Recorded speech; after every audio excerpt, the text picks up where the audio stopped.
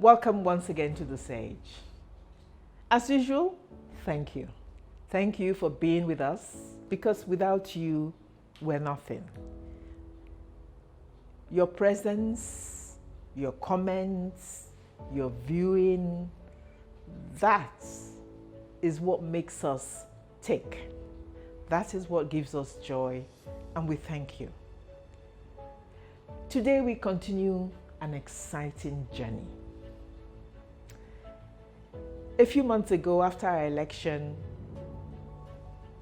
we came together as a country, despite anything to the contrary, determined that it will be a forward march.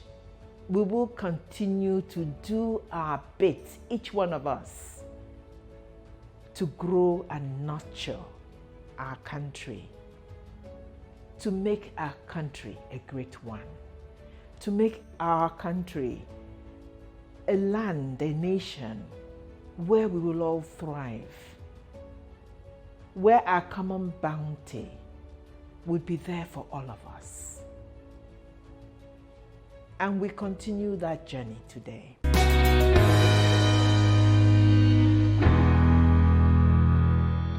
In the past few episodes of The Sage, we looked at important elements, things we consider are critical for nation building. We've looked at the issue of the family. We looked at the issue of the creative arts and their power to inspire. We've looked at many sectors, many areas of our life and well-being that we thought were critical, that involve many of us, and will indeed aid the concept of nation building. And so we considered the role of the family in nation building. We discussed the role of religion that is so important to all of us in nation building. We looked at the place of creative arts, recognizing their power to inspire. We looked at the importance of education in building us as a people, in building our nation. Today we go on to something as important, as critical, as crucial: the issue of business, enterprise in our country. Business, perhaps why business? There are some questions that are largely rhetorical.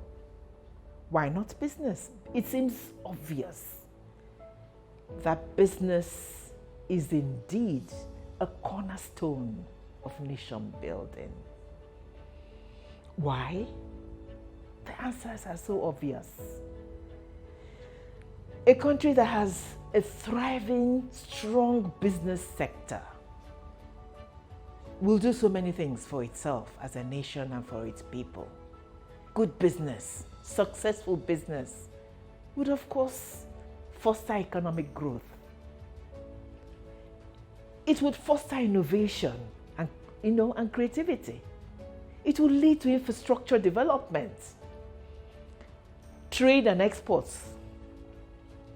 It will generate tax and revenue to strengthen the country's economy. Skills and training will be an offshoot of good business. Social welfare. It will provide jobs. It will help us cater for our people. Indeed, it will bring political stability, because where business is thriving and people are cared for, we will be confident enough to embark on stable politics. It will enhance our global standing. It will support national security. I could go on and on and on. There's so many potentially good results of good business. But for us on The Sage and in Conversations for Change, we are particularly interested in the issue of business for young people, youth entrepreneurship. Why? Our mandate has always been young people. And it seems obvious, indeed, common sense. We have for us in Conversations for Change and indeed on C4C, we are particularly and passionately interested in the concept of youth entrepreneurship.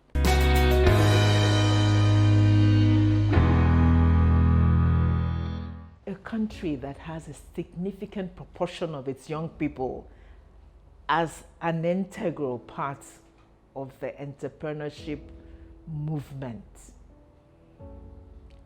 is a country bound for nothing but greatness.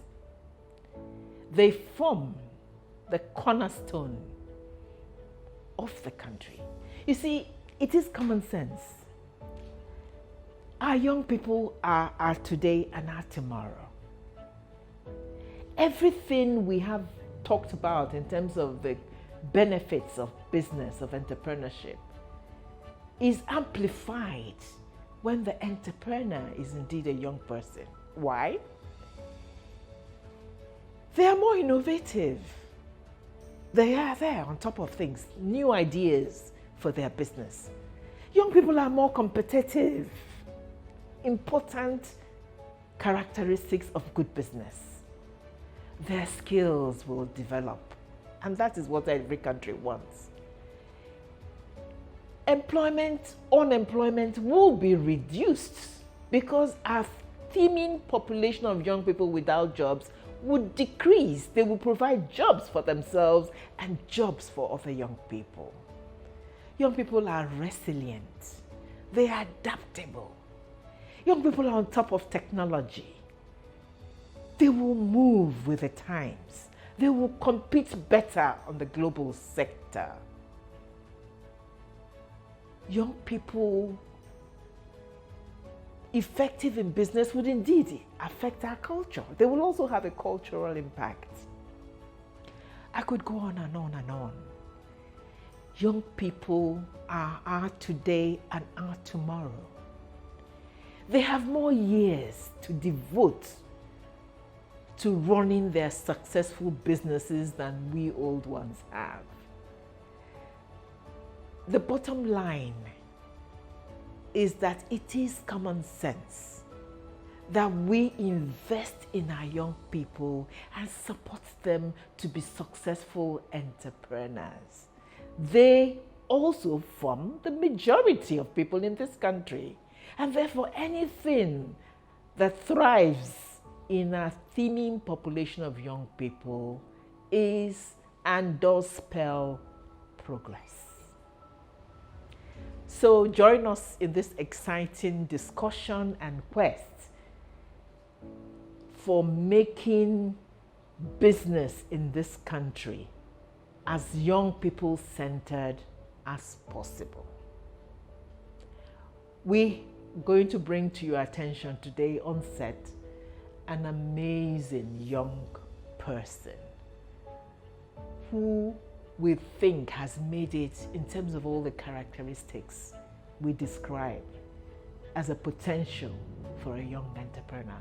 Stay with us, you will enjoy it.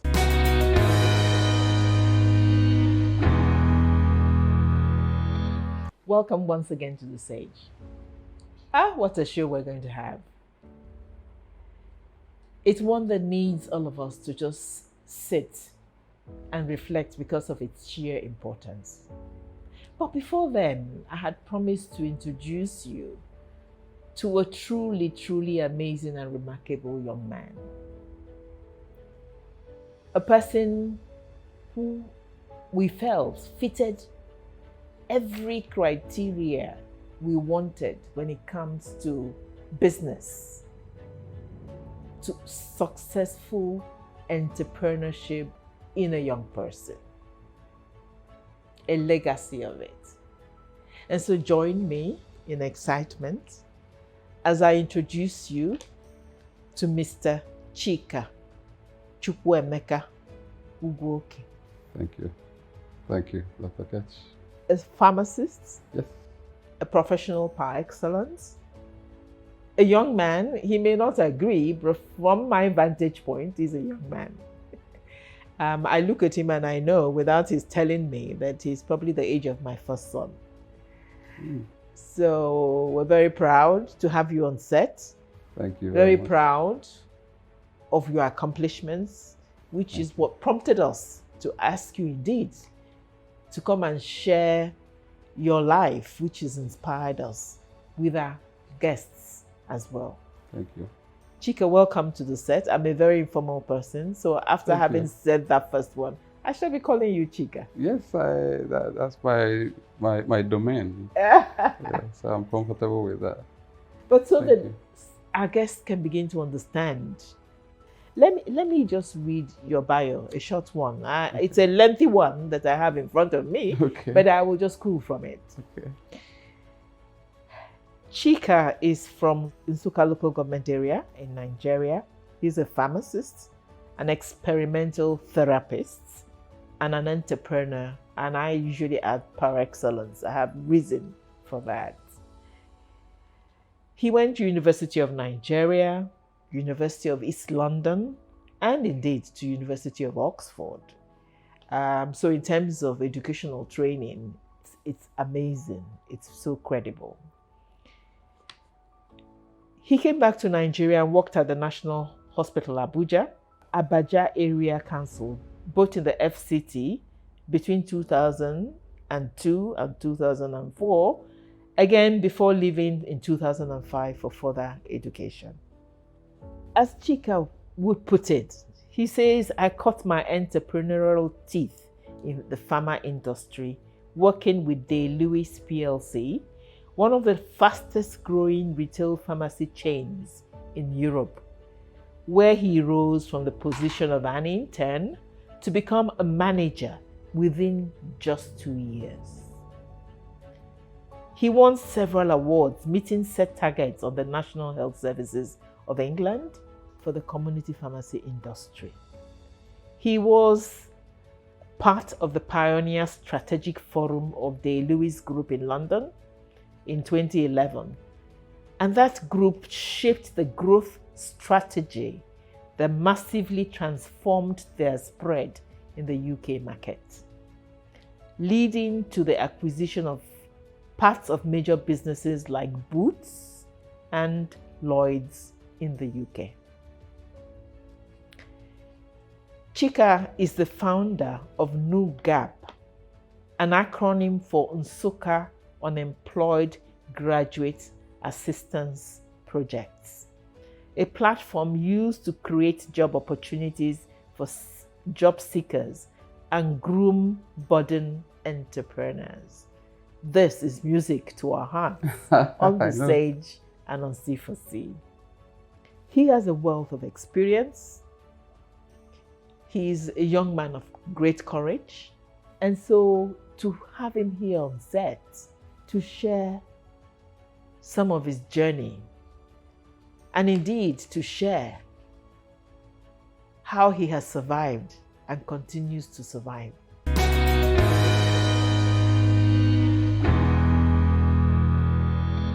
Let me not forget one of the most important and remarkable things about Chika in this show. Recently, he became the Honorable Commissioner for Labor and Employment in the new Enugu State local government. Wow.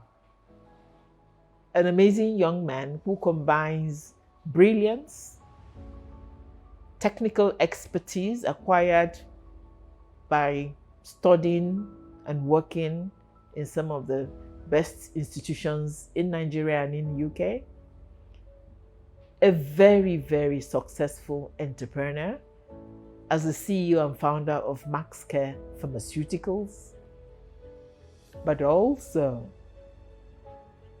a just emerging politician who is now occupying the political position of Commissioner for Labor and Employment in Enugu State.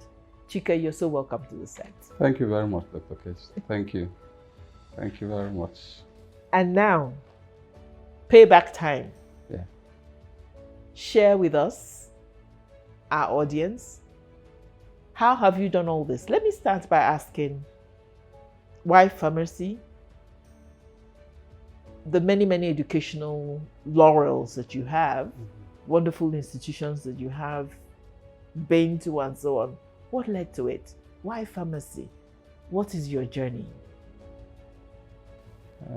Thank you very much, Mommy Ketch, as I prefer to call you. It is quite humbling being invited to your very popular program, which of course I'm a fan of, with the lineup of guests that I've seen here in the past. It is quite a humbling experience to be sitting here as a guest at this stage. So thank you for the opportunity. My story is one that I always feel excited to tell, more so in this kind of environment where I know that what you do at C4C is such a wonderful job that deserves that people hear this kind of story to also inspire them, just the way I was inspired. I have a story about my life that is, it's been one of steady movement. From childhood, I think my experience as a child became the propelling factor that has been driving me till today. I was exposed to rough challenges at a very early age. I was born to a large family. My father was a teacher. My mom was a petty trader. But unfortunately, after my 4 years on earth, I lost my mother. Oh. So my father then took over. Really? Being the father and the mother, and we were lucky he married another wonderful woman. But he was still trying to fill that gap that had been created, that biological gap. So he gifted all of us with 3 wonderful gifts.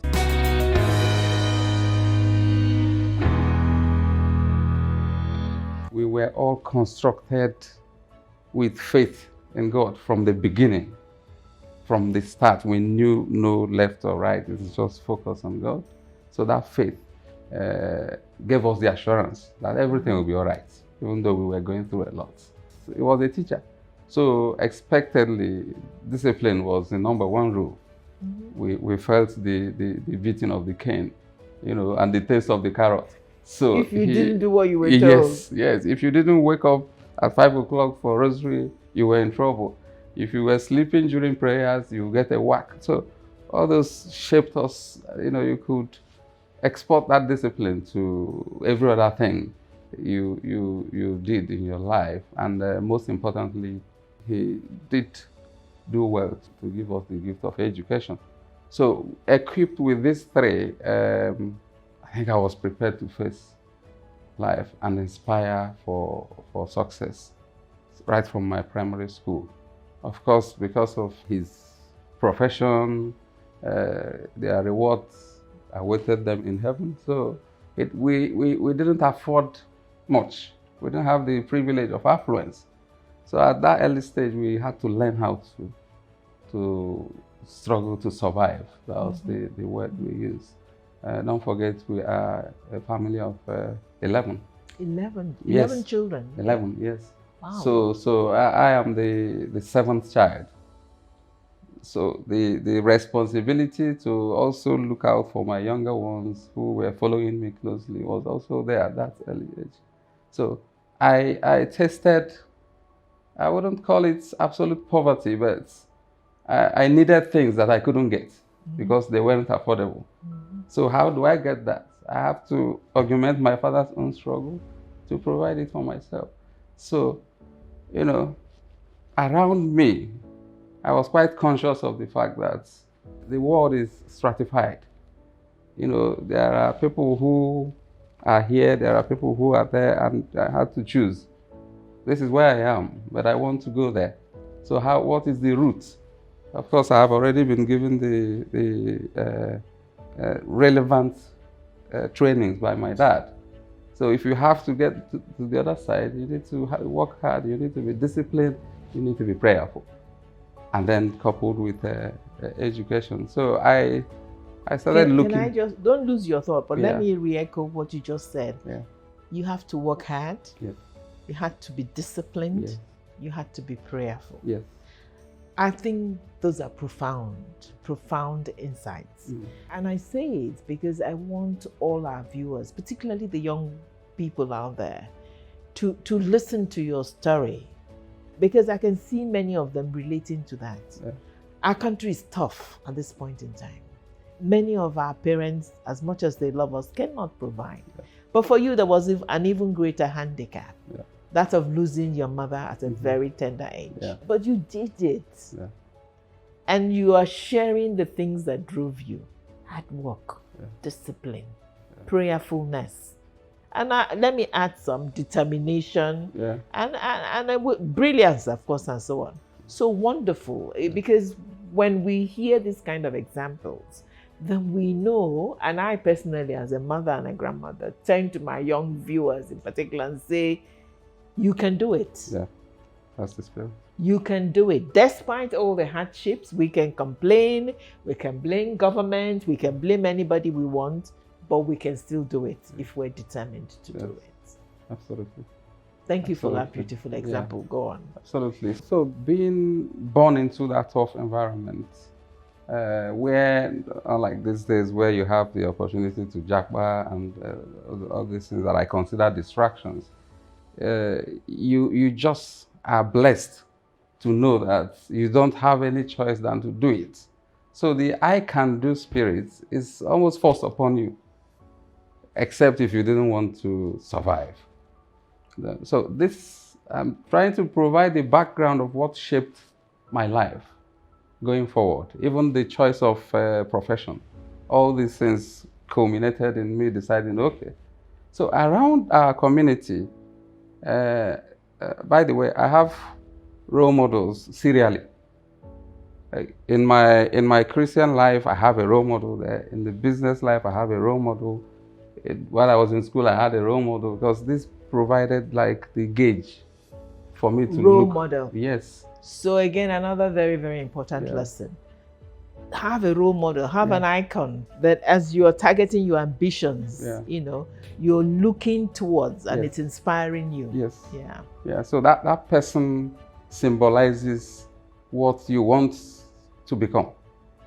It's what I tell my children, that you have to paint an image of what you want to become, animate it through a person around you, and then begin to work towards that. That is how I want to be when I grow up. Yeah. Yes. So I still remember my childhood friend used to tell me how one day there's this transporter that came from my area that was quite popular then, Ifesinachi Motors. Okay. So I'm sure the audience might relate to this. He was like the biggest, the richest man around us then.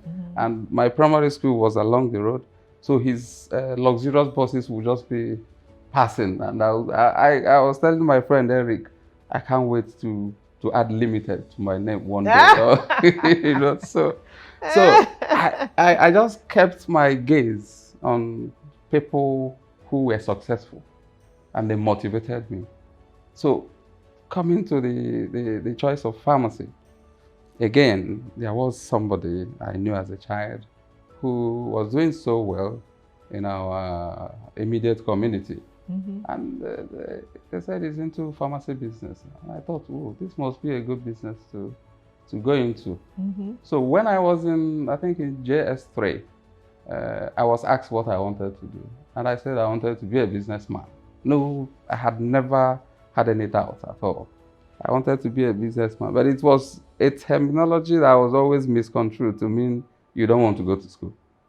Those days in our place, when you say you want to do business, it means you don't want to go to school. You want to go an apprentice in the market. You want to go an apprenticeship in the market, so because that was the in thing there. Yeah.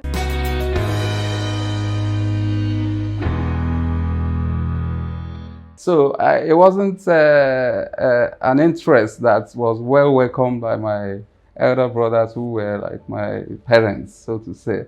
I was like, no, there's no way you're doing that. You're not doing business. Yes, there's no way you're doing business. So I said, okay. And then I now started thinking, is there any possibility of situating this my inner passion For business. in a profession. Yeah, and I found pharmacy as that area where I could live my business passion out and also be a professional. So I chose from that point that this is where I'm going to play. So that's how I came to become a pharmacist. You know, choosing my own area within the very versatile, pharmacy is a very vast.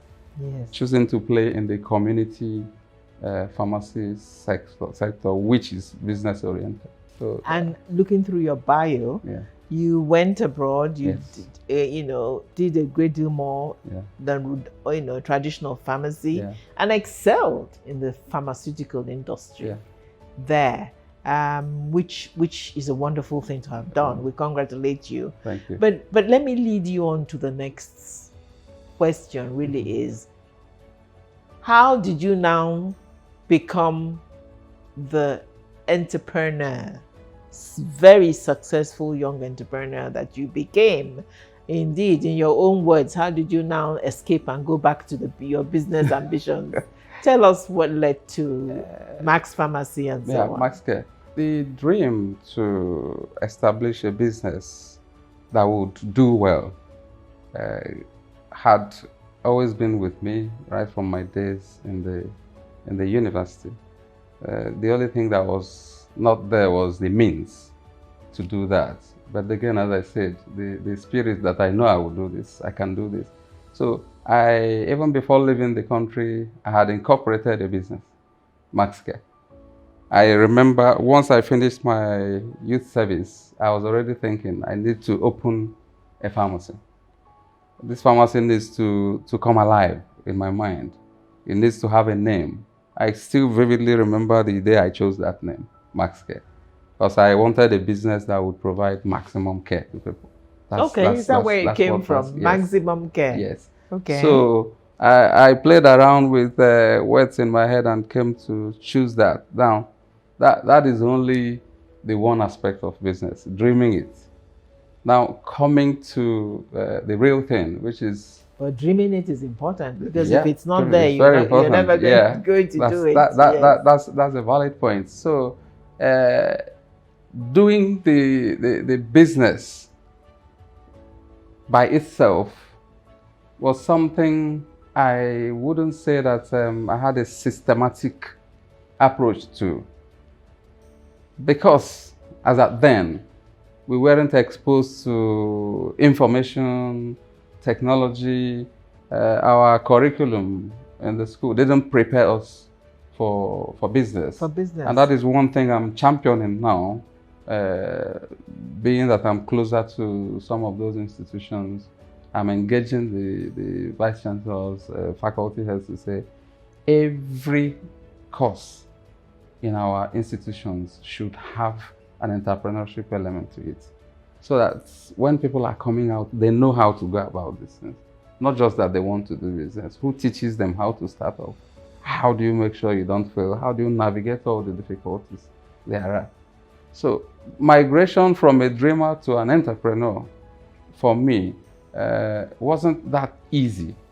But then again, whenever I'm passing through difficulty, I'm looking out for that role model. Who has done this? Who has done this before? How did you do it? How do I learn how to do it? So when I was doing my internship at National Hospital, I wasn't resting. I go to work in National Hospital and leave from there and go to a pharmacy for private internship. I didn't care if they were paying me or not, but I wanted to learn the trade, so to say. I had that opportunity. I did that for 1 year. And while I was doing that, I then started, it's a very funny story, but then I would leave National Hospital, jump on a bus from the park at Jabi and go straight to Onitsha to buy drugs from there, and then bring them back to Abuja and start supplying retail pharmacies. Wow. At some point, I even claimed that I had somebody abroad that was bringing it. So gradually, before I knew it, I had built a network of Okay. people who needed The those drugs products. you were bringing Yes. in. Okay. So while I was doing internship, migrating to youth service, I was already becoming a big man in my little world. And then I was planning that immediately I finish, I would then set up my own.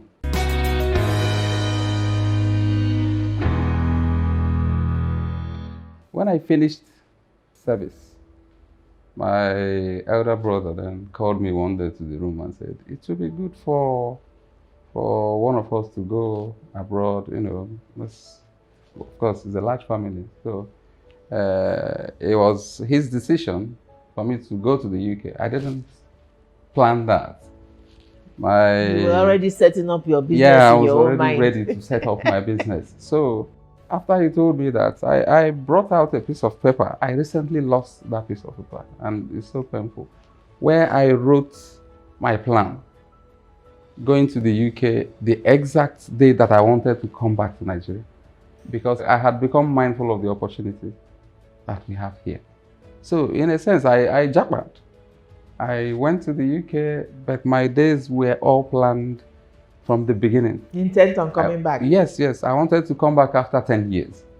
And coming back, I wanted to have my business solidly set up here. I wanted to get my PhD. I wanted to get married. All these things were on that paper. So I had a plan that I was following through. So that pushed me out of the immediate environment. The family plan for me pushed me out of the environment and then sojourned into the UK. Upon arrival to the UK, I had to explore. You know, so my studies and my conversion program then exposed me to an entirely different horizon of opportunities. Then I found my footing in in the domain where I had that passion.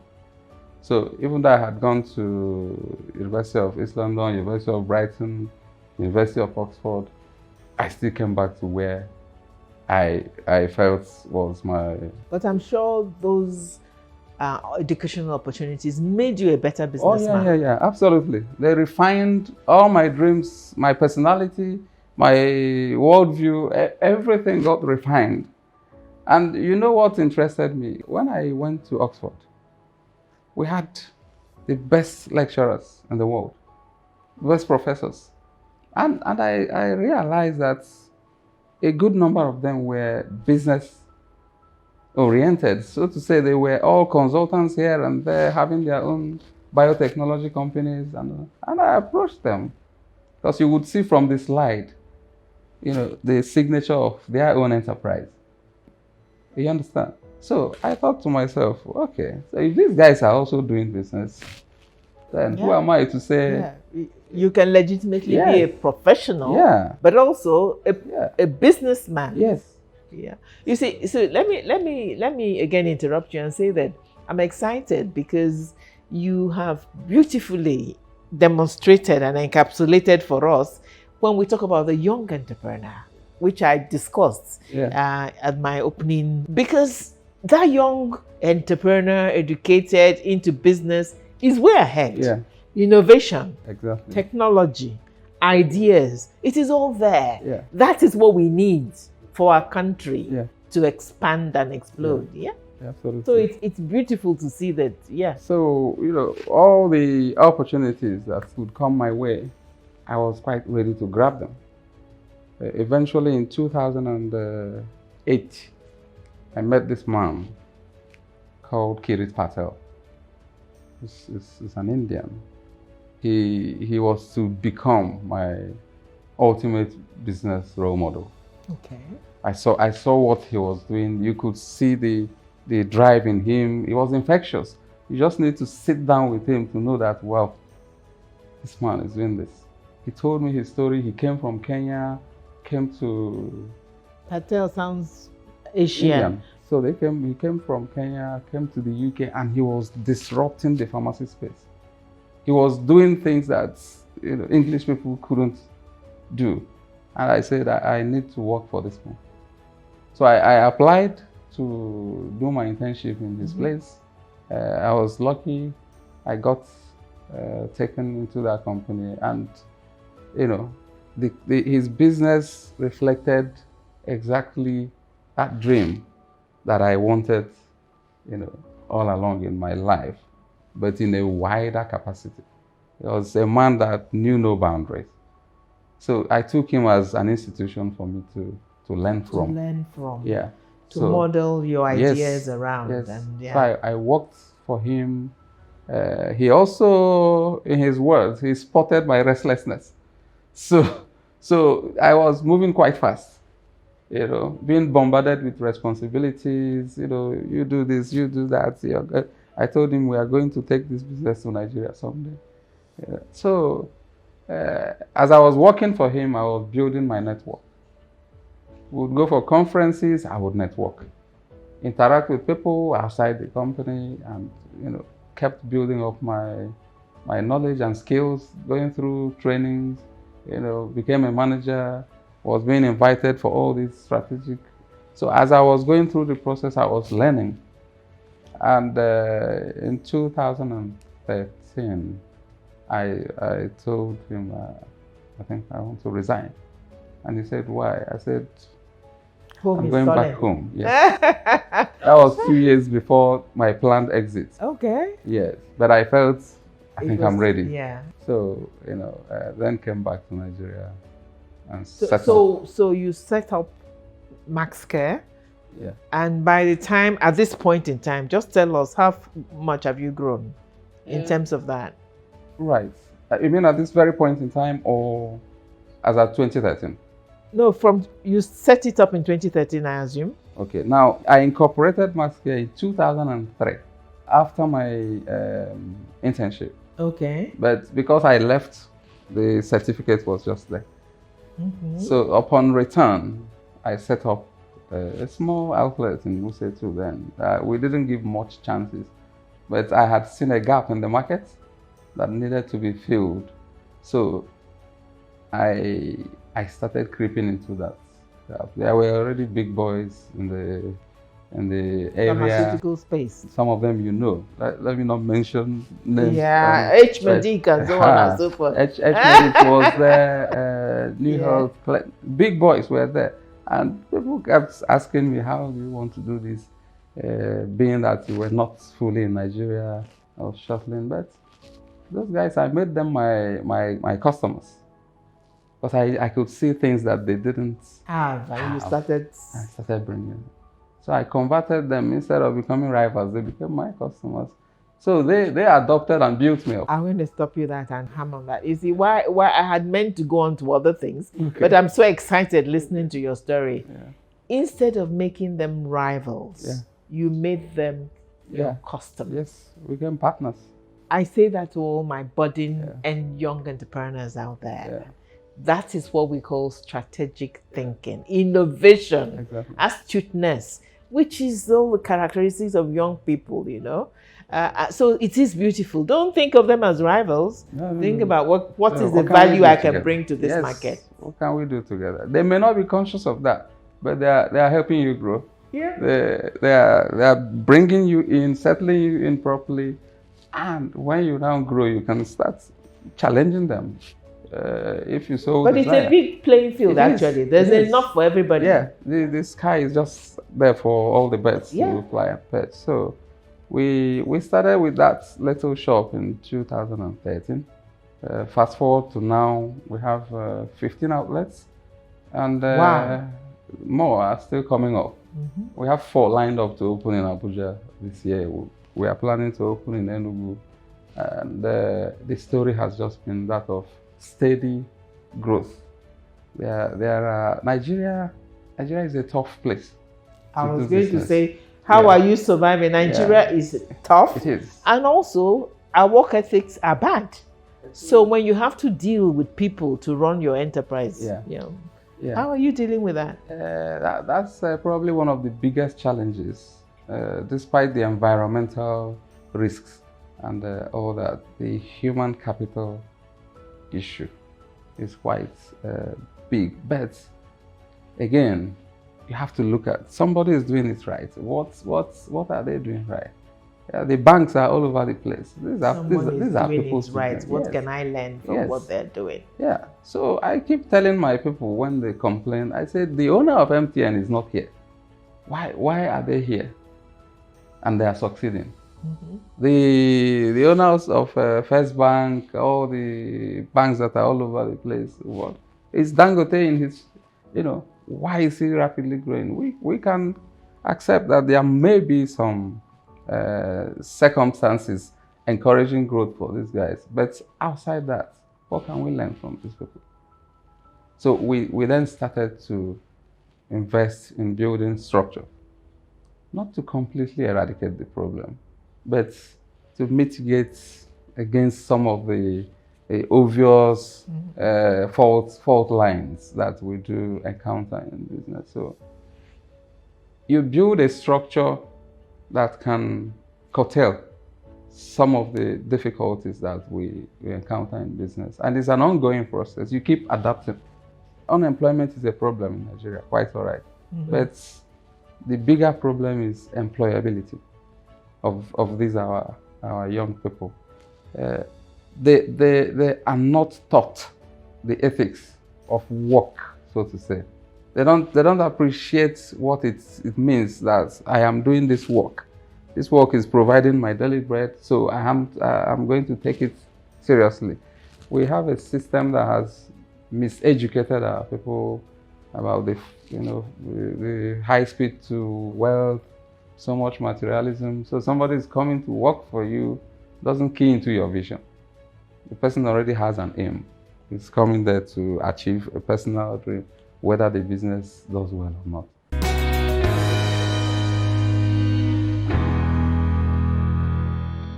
So to deal with some of those, we keep reinforcing our structure. You identify this, you provide a solution to it, they adapt, you adapt. So you have to be constantly on the edge. Training your staff, I must say that we have a lot of good young men and women in this country who are really hardworking, disciplined and productive. So if you manage to harvest a few of those, Pareto's principle, like 20% should be able to control 80% of your workforce. That's even being generous. If you have 5 key people in your organization that key into your vision, then they will do a whole lot in managing the remaining 95%. So we are just relying on the structure that we have put in place to keep going. Of course, if we were to be in a more, let me not use the word sane, but in a better environment, of course, we would have grown much higher than where we are now. And so it is for other businesses. But despite all odds, Nigeria presents huge opportunities. And I am concerned that a lot of young people is ignoring these opportunities and looking at, the difficulties. Getting distracted by all the narratives, negative narratives, and then missing opportunities here and going to suffer, some losing their lives. It's so pathetic. So I think it's all about reorientation of our people, training and retraining all the time. Some come in with all those attitudes. You work on them, encourage, reward, train, retrain, helping them to unlearn until they get to that place where you want them to be and they start being productive. There's so many beautiful germs, seeds in what you have said. Keying into the vision of the organization, training and retraining, reward, and so on, so that so bringing out the best in them, and probably getting them to be loyal to the company. And the hope that an encouragement you're giving all of us in saying that if you can at least get a little core group that is the way you want it, they have ability to influence the others. And I emphasize this because I think it's important for all of us on the Sage and C4C as we proudly train and turn out entrepreneurs. There are many young people now who are, they haven't grown as much as you have in your business, but whose business is beginning to expand. And so for them, I think it's an important takeaway. You will experience challenges in terms of human resource, but it's not the end. There are ways of getting around it. I want to zero in on this because there's a lot more to discuss. But let me just ask briefly before I go to what is perhaps dearest to me in this beautiful discussion. You are the peak, or perhaps, I don't know whether it's the peak or the beginning of the growth which we pray and predict for you in Max Care in the pharmaceutical industry in Nigeria. But you've also taken on another challenge. You've decided to venture into service and politics, so to say. I feel we all need to understand in this country that politics is service. That is what it's meant to be. Service to your people, to your country. What made you decide to venture? Okay. First of all, I'm still getting used to that toga of a politician. When people say I'm a politician, I want to dodge that punch because I know what it means. Particularly in this country. Yes. I don't want all my toil and hard work and the process of that to be tagged politicians' money, because people believe once you're a politician, you're stealing and doing all that. But if I must bear that title, I would say, let me paraphrase Erufai's, I'm an accidental politician. However, it was a conscious accident, if you permit me to use that word, in the sense that in my capacity as a private sector person, I am not yet able to do the much that I dream of doing for the people. There is that incapacitation. So the platform where you can have a wider reach to impact on the lives of the people is politics, whether we like it or not. And there are lots of sayings about I think it's Father Kuka that always says it, the educated, the very intelligent, and all the professors and people abandoning politics, and then they let the dropouts and the dregs of the society to determine what happens to them. So you shy away from there, and then you leave the policy making and all that to people you think are incapable. So who is incapable? So I have always been interested in what happens in my community, in my society. And one of my inspirations is the desire to make a difference in people's lives. I know where I'm coming from. I know that I have been a victim of some failures in our society. How do we then correct those if I shy away from getting involved?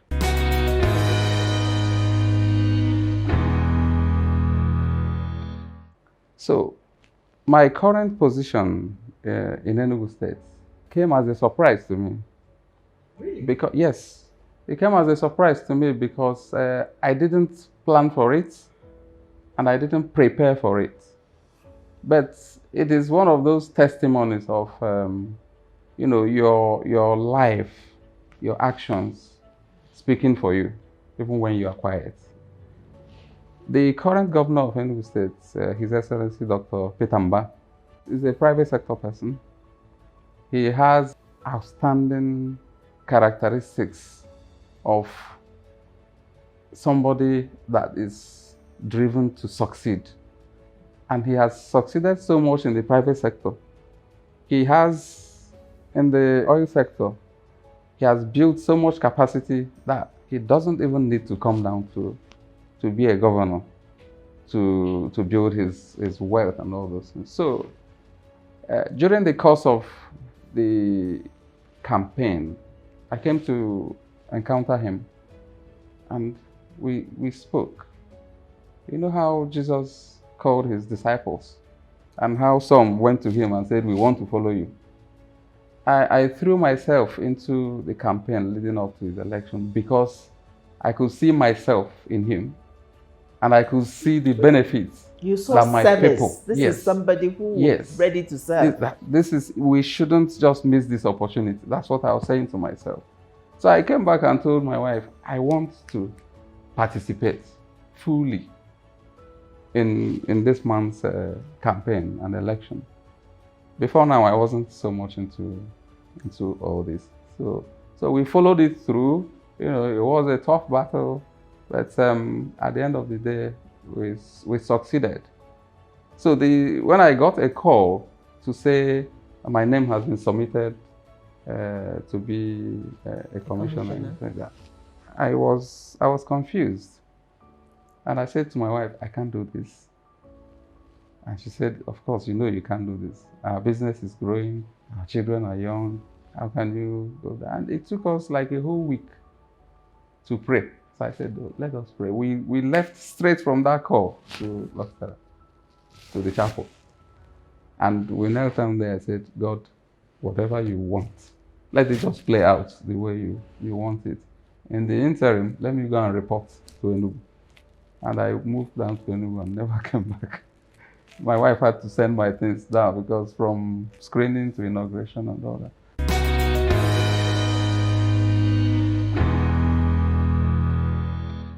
So it wasn't a conscious decision to go into politics, driven by any pecuniary interests. I felt I needed to support somebody who had volunteered himself and that I had full confidence in, that is going to do well for my state, for a start. And that support now pushed me closer. And when he ascended the office, he said, okay, come and join me. Let's continue that process. So that is why I am where I am now. Perhaps I'm not yet a politician yet, but a servant. Because I'm working with somebody that I... And that's what we want. Yeah. You are the kind of politicians we want in Nigeria and that we need. Yeah. We want servants. We don't want masters. Yeah. And thank you for sharing this, because I find it profoundly inspiring. Mm. It's a message of hope for me personally, as old as I am. First of all, that there were people, and I always keep saying that this particular election, no matter what, some of the outcomes were ones that opened our eyes, our hearts, to nation building. Yeah. You found a candidate that you saw would truly serve if he went in there, the good Lord willing. Yeah. And this is what, as a young successful man, motivated you to support him. Yeah. And I would like to say, I don't know him, but to congratulate him and to say to you that I think he's already living out what you thought you saw in him by the way he decided, without your necessarily having to lobby and so on, appoint you a commissioner because he really wants to deliver. Yeah. And so we are encouraged, we're excited. We wish both of you all God's guidance as you serve your people and deliver. Thank you. And this brings me to sharing something that is also very dear and precious to us, why Chika is here on set with us. Yeah. Before all this happened, before this political story that you told, you had come to a few of our C4C events and seen our passion for supporting, empowering young people, and indeed encouraging and training them to become entrepreneurs. And so one of the most exciting things that happened since you're becoming the commissioner, let me remind our audience that Chika is the Commissioner for Labor and Employment in Enugu State. was that you actually reached out to C4C and said, this is our common interest. Yeah. We need to go ahead and now do something concretely with you. Yeah. And so we in C4C are very, very excited, and we're looking forward to a discussion that has indeed started. Mm-hmm. How we can work closely with you and with the Enugu state government in galvanizing a movement of well-prepared, equipped young people in the Enugu state who will become successful entrepreneurs. Yeah. I see this as a win-win. Sure. You yourself, you're already a role model. You've done it. You know what it takes. It is a passion you already had even before. It's not because, I was given a job, as a commissioner for labor, now let me do something. And so I want to tell our audience that we've begun the discussion where we as C4C, with 5 years track record, we've shown you over and over again our products can work with Chika and the Enugu state government so that it's not an impossible dream, it's a realistic dream. Mm-hmm. In a few years' time, Enugu state will boast of some of the best, successful, sustainable youth entrepreneurs in the country. Yeah.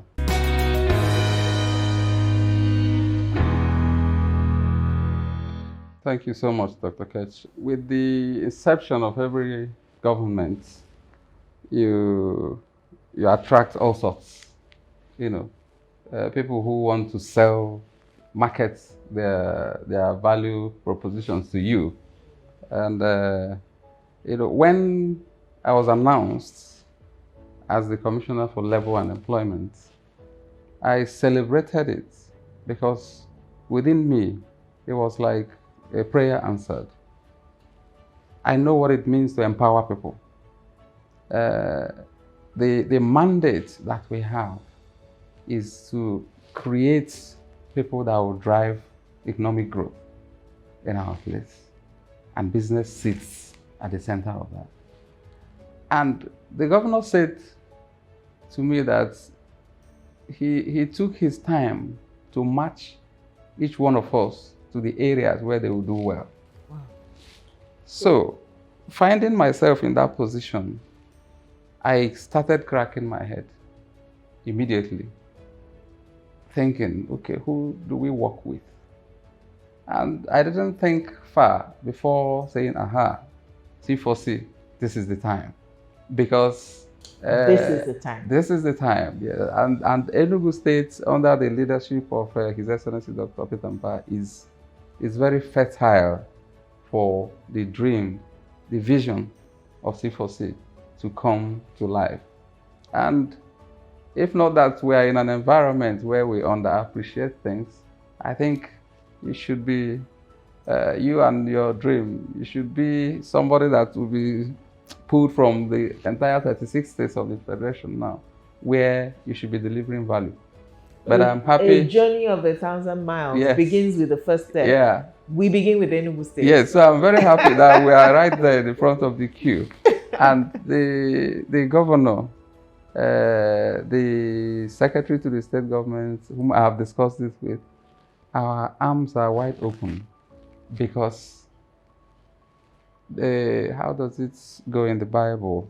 The laborers are few, and there's so much work to be done in our states. The harvest is plenty, but the laborers are few. Yeah, so please, I am going to beg that you don't listen to any other state for now. so that we can marry our collective dreams together.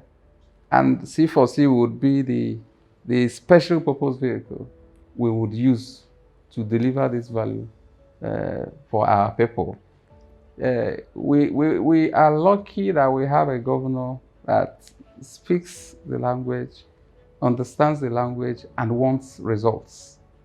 The few proposals. It will be a pleasure to meet His Excellency. You will definitely meet him. I feel excited that we do indeed have people like that. Yeah, I will be so proud to say that he is the number one in this country now in terms of someone, a leader that would change the story of this country entirely. He has done it in the private sector, in the public sector. He has already started doing it. If you speak to people from Enugu, they will tell you. So he knows and he believes that to drive economic growth, to maintain social stability, to increase the revenue of the states, to grow our GDP. Civil servants are not going to do this for us. So it's the private sector.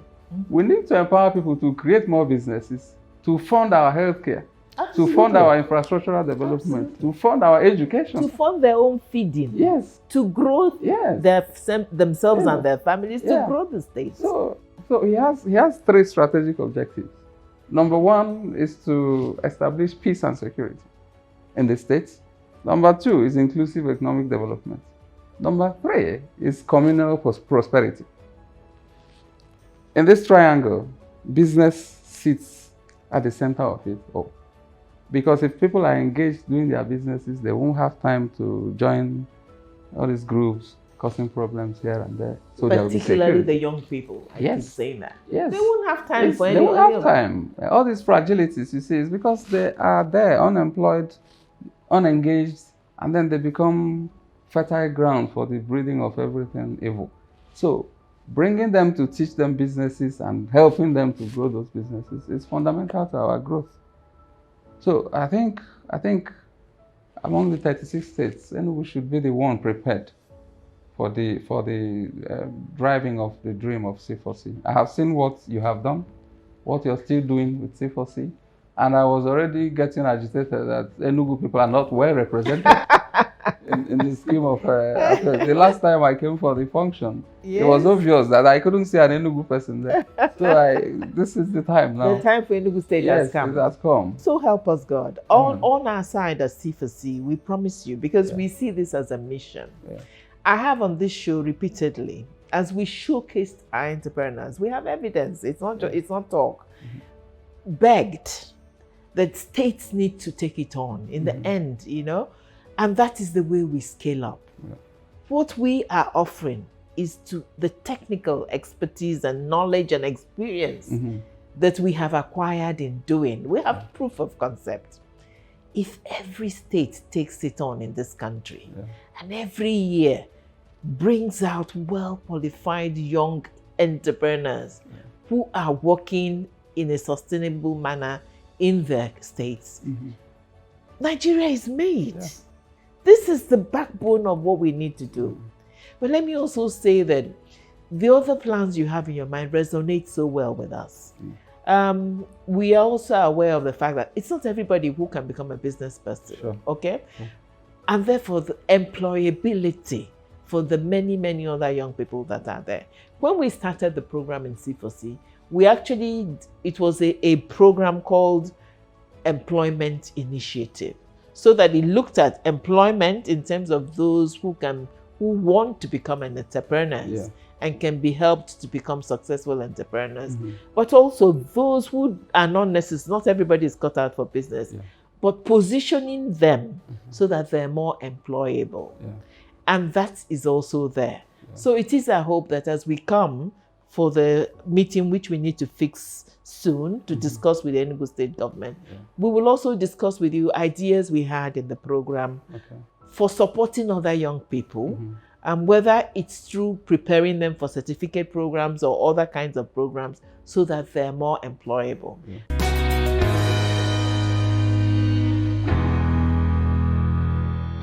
I was particularly stirred and stimulated by your talking about getting, for instance, educational institutions in this country to open up to lectures on entrepreneurship and things like that, so that each department or unit or, profession is, thinking about enterprise.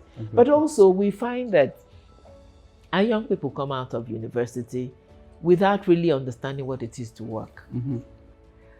Let me tell you from our database of entrepreneurs we've turned out, we found that approximately 80 to 90% of them are not doing what they trained in the university to do. Of course, of course. That was very interesting. Yeah. They're not doing. One was, sometimes they were not well advised for taking on the course. But the other one was actually a message of hope. Education remains important no matter in what field. Generically, yeah.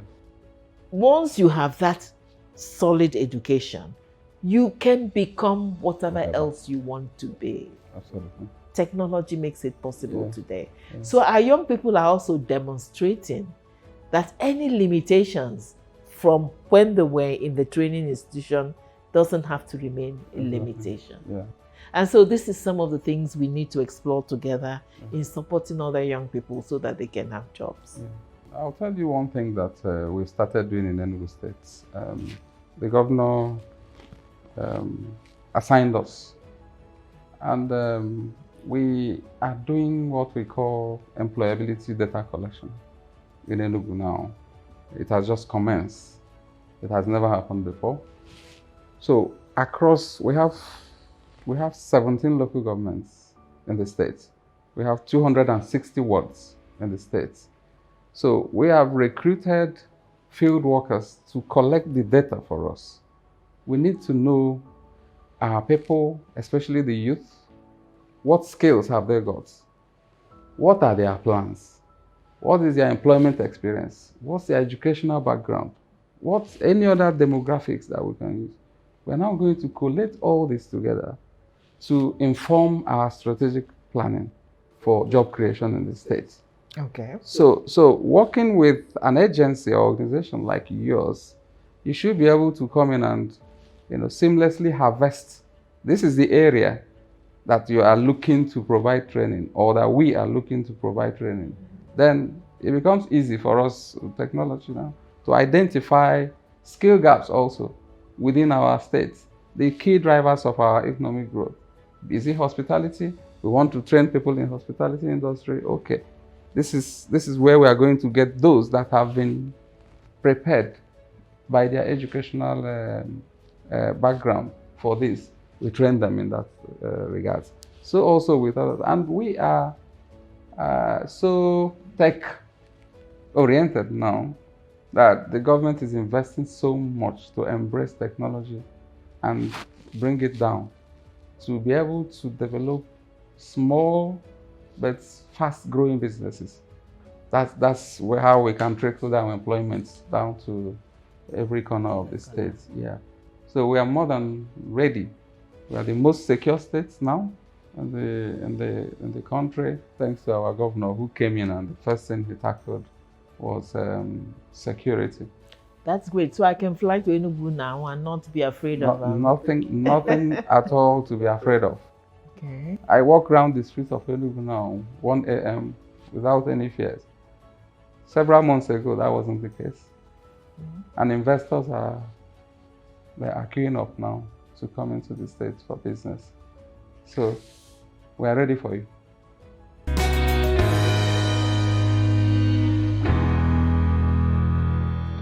That is great news.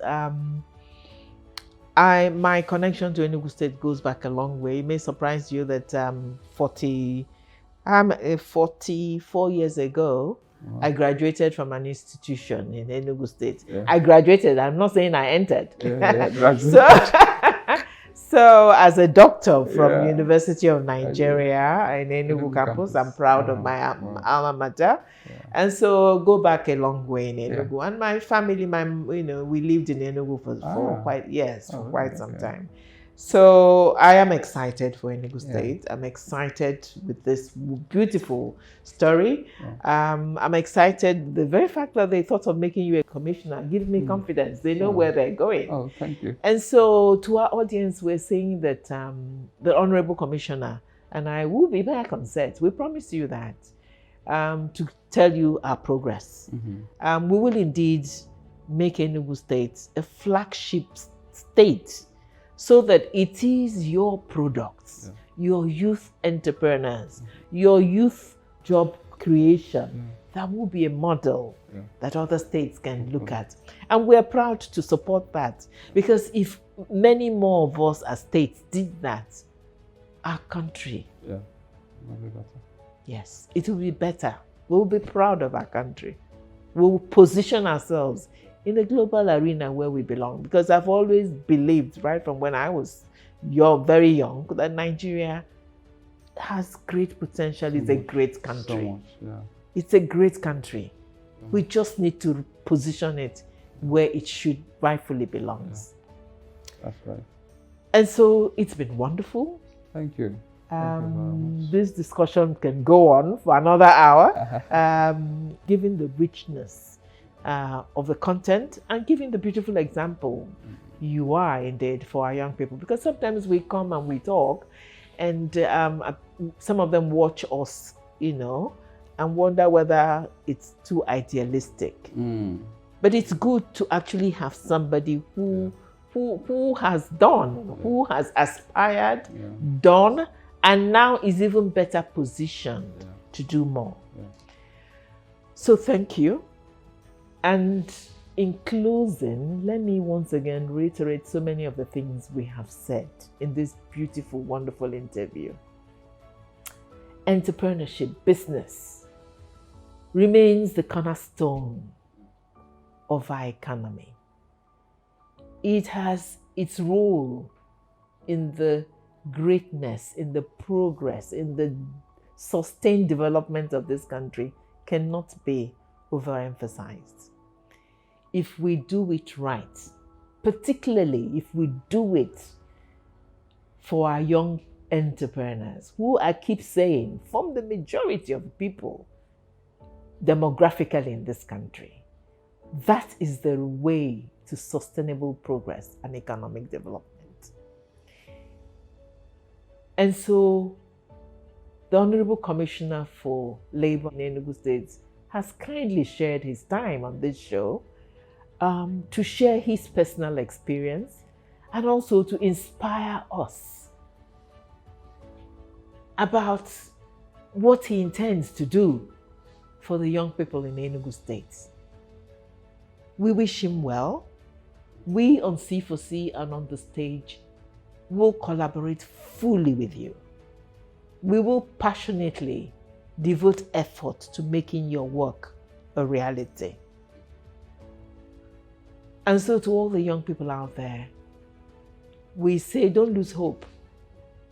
The journey ahead is good. We're a richly endowed country with people with resources. And we're determined this time round, going forward, to make our country great. We will not go back. We will not go back. And so yes, business is important. It's the strategic part of that movement forward. And working for us, we're excited. Working with Enugu State, we will begin the long overdue escalation of the success story. Thank you. Thank you once again, Thank Honorable you. Commissioner. Thank you very much. It's been such a pleasure. Thank you. Thank you to our beautiful viewers. Thank you to all the young people out there. See you next week.